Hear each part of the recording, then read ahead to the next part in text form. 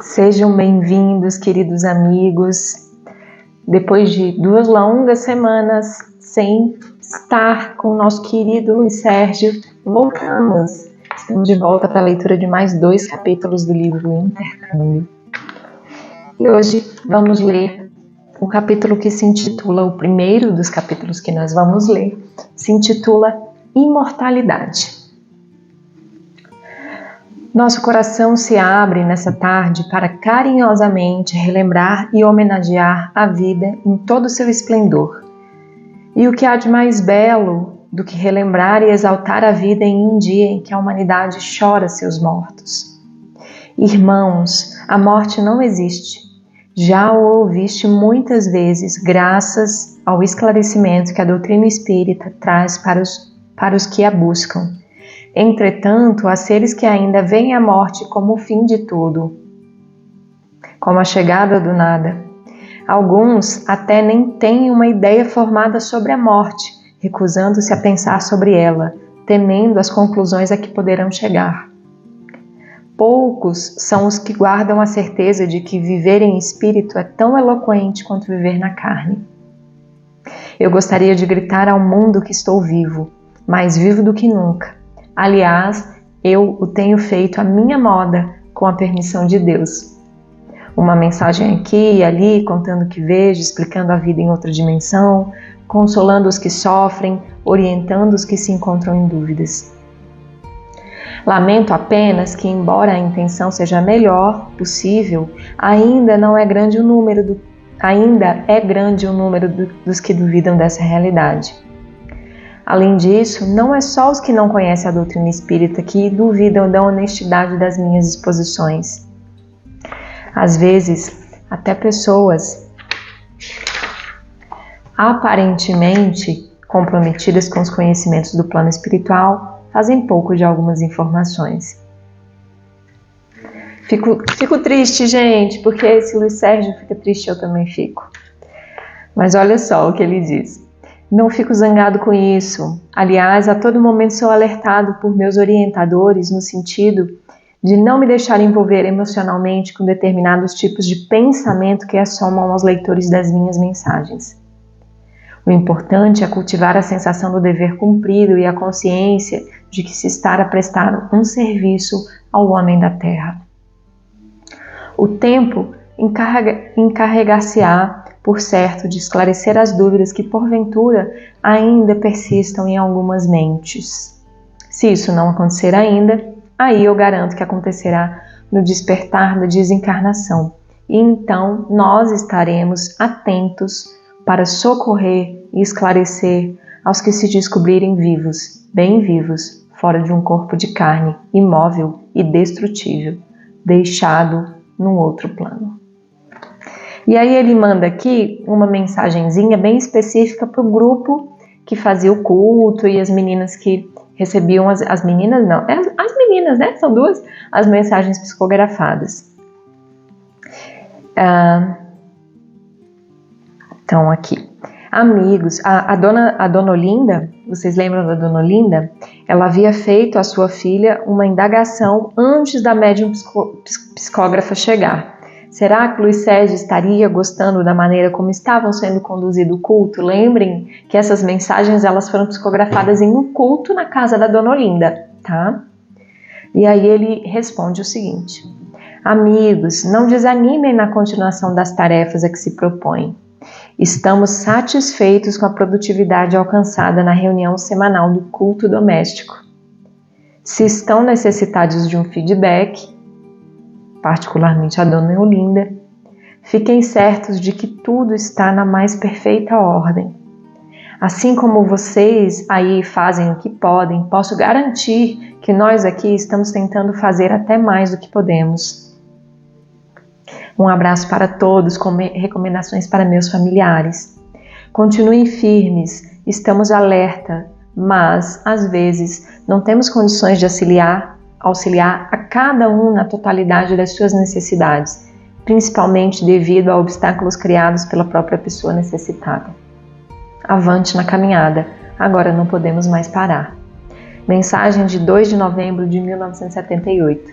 Então, como vocês podem perceber, Essa mensagem foi psicografada em um dia de finados, por isso que ele começa dizendo que é um dia para relembrar e homenagear a vida em todo seu esplendor. E vamos para o próximo capítulo, que se intitula Reencarnação.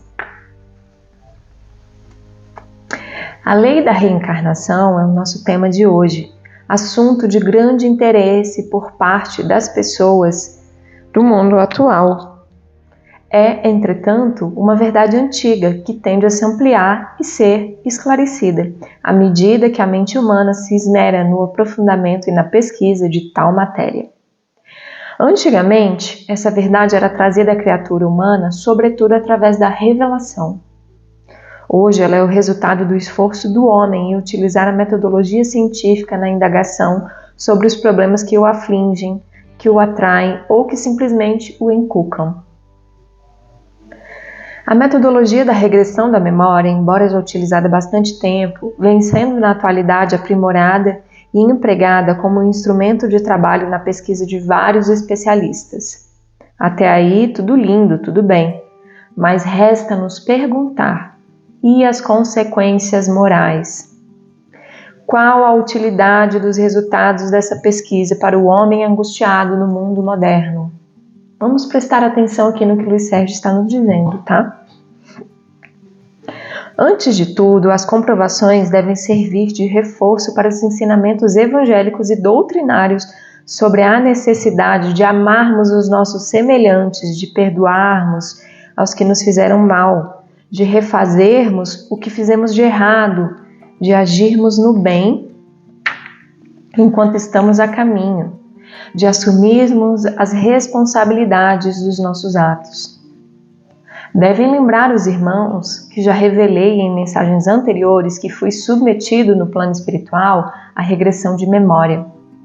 É uma técnica aqui utilizada com muito critério, quando por necessidade evolutiva de determinado espírito que lhe seja útil, rever o passado para que se justifique situações do presente. Bendita a reencarnação que reequilibra o espírito, que dá ensejos de refazimento, que reúne amigos e inimigos. Bendita a reencarnação que permite que não exista a condenação eterna e que nos mostra que o Pai é benevolente, complacente com todos os seus filhos, permitindo novos contatos para a troca de novas experiências, com vistas ao aperfeiçoamento moral dos espíritos. Quando as coisas não se desenrolarem bem no relacionamento entre parentes ou amigos, lembremos-nos de agradecer ao Pai a oportunidade de convivermos com Ele e roguemos ao Criador forças maiores para a prática real do perdão e da paciência. 7 de dezembro de 1978. E temos um desenho. E vejam, né, o que Luiz Sérgio coloca aqui, que as técnicas de regressão, elas servem de instrumento para nos abrir os olhos para a verdade da reencarnação, para entendimento de situações quando útil, mas que nós devemos ter um cuidado moral. Eu vejo muitas pessoas fazendo reencarnação de vidas passadas para saber o que aconteceu e para que isso serve. O que isso te ajuda? Você precisa disso para ser uma pessoa melhor? Você precisa disso para tratar bem o seu irmão, o seu semelhante, o seu parente? Lembrando que muitas vezes o indivíduo que procura uma técnica de regressão a vidas passadas, ele não está preparado para se defrontar com quem ele foi no passado, porque nós somos hoje a nossa melhor versão e nós já erramos muito. Nós saímos de estágios evolutivos atrasadíssimos. Eu conheço pessoas que passaram por técnicas de regressão de vidas passadas e elas nunca mais foram as mesmas, porque elas se descobriram portadores de psicopatias, porque elas fizeram muito mal a pessoas muito próximas que elas amavam profundamente nessa vida e vejam, se davam bem com essas pessoas. e elas nunca mais conseguiram se reequilibrar. Luiz Sérgio, ele coloca aqui, eu vou ler o trechinho que ele coloca, que é importante. Devo lembrar os irmãos que já revelei em mensagens anteriores que fui submetido no plano espiritual à regressão de memória. É uma técnica aqui utilizada com muito critério, por necessidade evolutiva de determinado espírito, que lhe seja útil rever o passado para que justifique situações do presente. Existem pessoas dentro do espiritismo que trabalham com regressão de vidas passadas, pessoas extremamente preparadas, extremamente conhecedoras do assunto, mas também existem indicações para essa técnica, então fiquem atentos. Se você é uma pessoa que busca esse tema, antes de reencarnarmos, passamos pelo que nós chamamos de véu do esquecimento. É um grande preparo para a gente resetar a memória, o cérebro, né? Para a gente vir para cá sem conhecermos na totalidade os desafios que vamos precisar enfrentar. Senão, qual é o merecimento que teremos? Se eu souber que eu preciso tratar bem meu e minha irmã, minha mãe, meu marido, porque na vida passada eu fiz tal coisa, qual é o merecimento que eu vou ter? Por mim mesma. Eu não vou ter vencido por mim mesma, eu vou ter vencido porque eu sei que algo aconteceu e eu preciso ser melhor. É só meio mérito, não é um mérito completo. Então, para nosso bem, para sermos resguardados, vamos ficar com o que nós conhecemos. Os espíritos nos lembram, né, que não é dado ao homem a conhecer a totalidade de tudo. Então, vamos nos atentar à primeira verdade, Cristo. O resto é o resto. Só precisamos ser melhores. Não precisamos conhecer tudo.